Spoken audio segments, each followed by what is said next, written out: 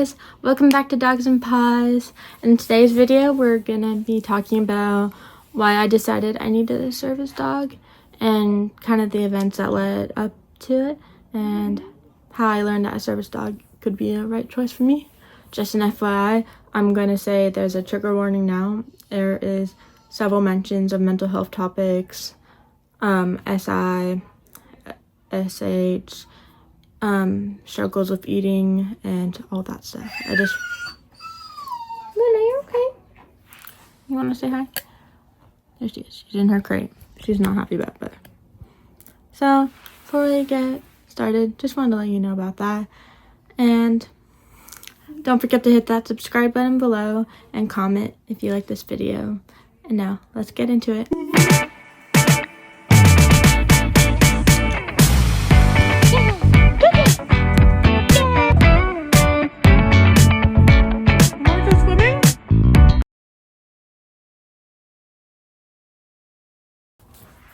Basically, what happened is, being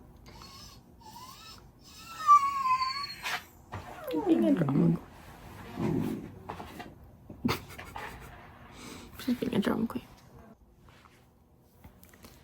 Okay, so basically what happened was, for a while, I've learned what like service dogs are. For a while, I knew what they are. I knew there were like psychiatric service dogs. I knew there were mobility service dogs, guide dogs. I didn't really know much about them. Then I started watching some more videos about, especially started watching the videos of Cider and Jake. I think her name's Haley. I'm not exactly sure. I'll put it once I edit this video. But when I started watching, I thought it was really interesting and I thought it was really cool. I'm like, wow, those dogs are amazing. They can do all that. So I thought it was really cool. But for a long time, I didn't think I needed a dog for that. So, sorry, I switched locations because Luna wanted to run outside. So we're in my backyard now. But basically, after that, I kept looking into service dogs and what they do and stuff because I find it really amazing what these dogs can do and how dogs can do this. And I actually only found out like 4 months ago that miniature horses can also be service animals and are covered by the ADA. I actually did not know that, and I find it really interesting. I found that out when I saw, no, on YouTube actually. 1 second. Sammy. Sorry, Sammy needed to go inside. And now he's staring at the door wanting to come back out. It's so confusing. But, Sammy! Don't mind me being indecisive too. So, while I let Sammy in, I also grabbed the blanket because it's cold out here. But this is the only way that I could film for some time without Luna bothering me because she's just chilling outside right now. She was right behind me, but no. I don't know where she went. But what I was saying about service animals and service horses, I find them really cool. Unfortunately though, I do know that they do deal with a lot more access issues, which is unfortunate. But I really do feel like a lot more people should be like taught about like the ADA and service animals because a lot of people don't know it. And I feel like that would help out a lot of people. But yeah. Now into the part on how on needing a service dog and stuff. Okay. So basically, I've basically kind of always felt like misunderstood and felt like I didn't fit in. And for a while, I knew I was different. I knew something was so-called wrong about me. It wasn't wrong, it's just I work differently. My brain functions differently. And now that I learn about it, I am diagnosed with autism. I learned that it's because of that. And it's not something to be ashamed of, it's something to be proud of. Because I'm different. I have so many cool things about me. So if you're ever feeling ashamed of yourself for having a disorder like that or a diagnosis, don't, because it makes you who you are. everyone's different. Sorry, I'm playing with my hair. Just it feels good. Oh, so but fine. So I got diagnosed with autism August of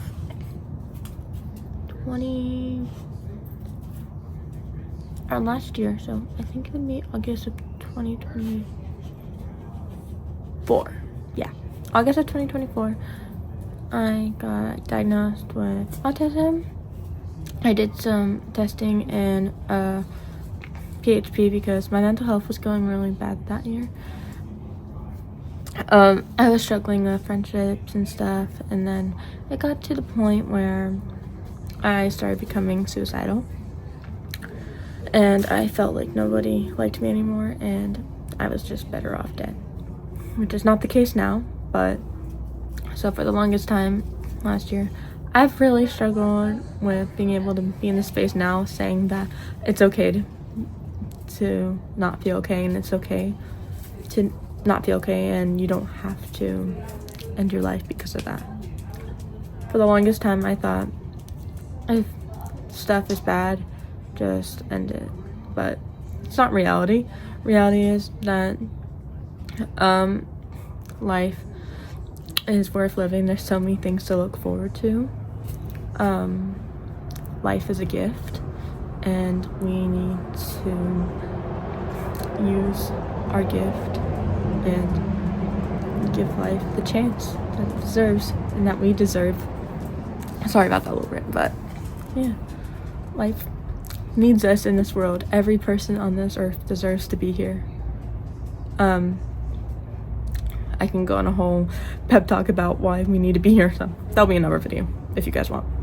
But so after I got diagnosed with autism, I then did some PHP stuff, and then after PHP I ended up graduating to IOP, but then my mental health started going down, so I ended up getting hospitalized, which is what it is. And then after that I ended up going to residential because they said I needed something a little bit more long-term, so I'm like, okay, I'll try it. Residential ends up going okay. I do end up getting hospitalized multiple times, which was frustrating, but it's okay. So after multiple hospital visits, Luna's having the zoomies. They kind of kicked me out of that residential, but I'm like, okay. They didn't really try the hardest to solve the problem. They just tried to bandage the problem of my suicidal ideation. So then I think it was around my birthday last year, I ended up going to a new residential. This one was actually a neurodivergent house. It was a residential that was specific for people with ASD, ADHD, all of that. So I thought that was really helpful because when I went there, it was a lot of people like me. We all were similar.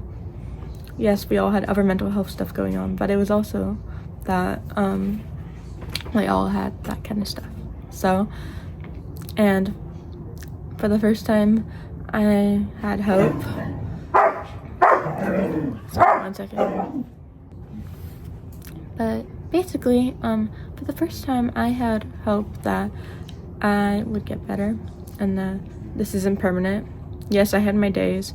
I had my days where I just wanted it all to be over. I still have them, but it's gotten a lot better. I thank you to my therapist. She's really helped me see that it's not all black and white. It's not all blah or yay. There's a middle. There's a gray area, and it's okay to not be better sometimes. It's okay to have your days, but it's not okay to just give up. So I was in residential at that residential for, I think it was around 90 days. So I get out around end of May, and I'm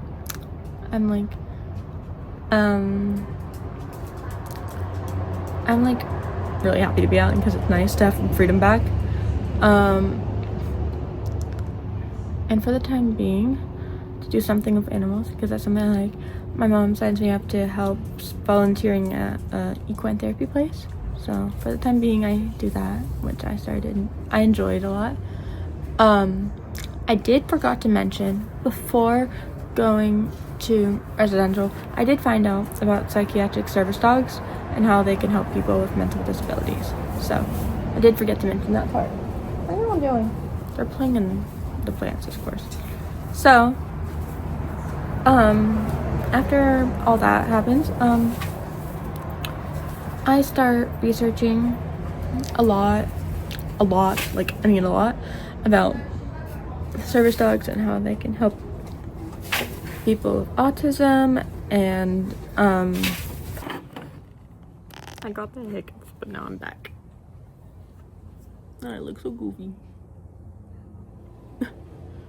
Okay, but basically, after I started doing like a lot of research and just watching lots of YouTube videos, like the Doggy U videos and a lot of other channels. Doggy U is like so helpful to me. I find it like very helpful because of all the stuff she has on there. But basically, then I continued to research and just try to learn about like what service dogs do and how they can help me, because for me, the things I would most likely want a service dog to help me with is ground control.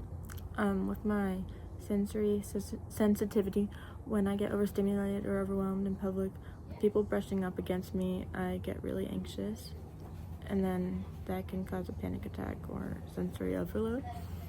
I also like the sense of security. If a dog watching my back when I'm doing something, it will help a lot. It'd be really cool if I could teach a dog to paw at me when someone's coming up behind me. That would help a lot too.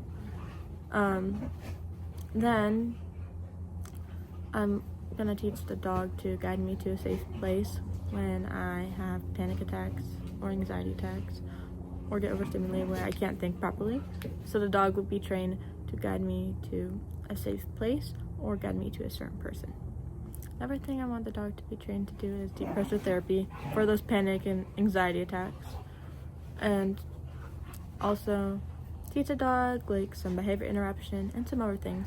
Those are just some of the basic things I'd want to train the dog to do. And the dog goes over playing and wrestling and whatnot again. Sorry if you hear it in the background. But that's basically what I'm gonna train them for. I might even train the dog to grab my inhaler when I have an asthma attack. I don't know. We'll see. That'd be a cool bonus. One second. Okay, now I'm going to talk about a bit about the process in getting Luna and my next steps. Because unfortunately, if you guys have seen my other video, Luna isn't gonna make it as a service dog. But so originally I was gonna get a Labrador. Many of you know. But stuff happened. We ended up getting Luna instead. I don't regret getting her, but I do wish I did spend more time learning about her and like her.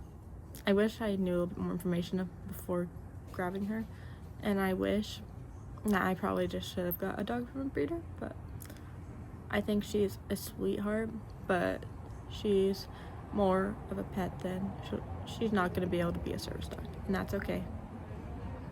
So I'm just having to figure out what we're going to do, because we can't have 3 dogs, but I am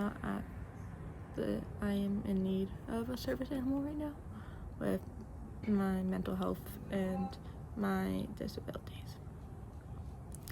So there's that, and then there's also the fact that the money problem with a dog, and the fact that my family, we can't have 3 dogs right now.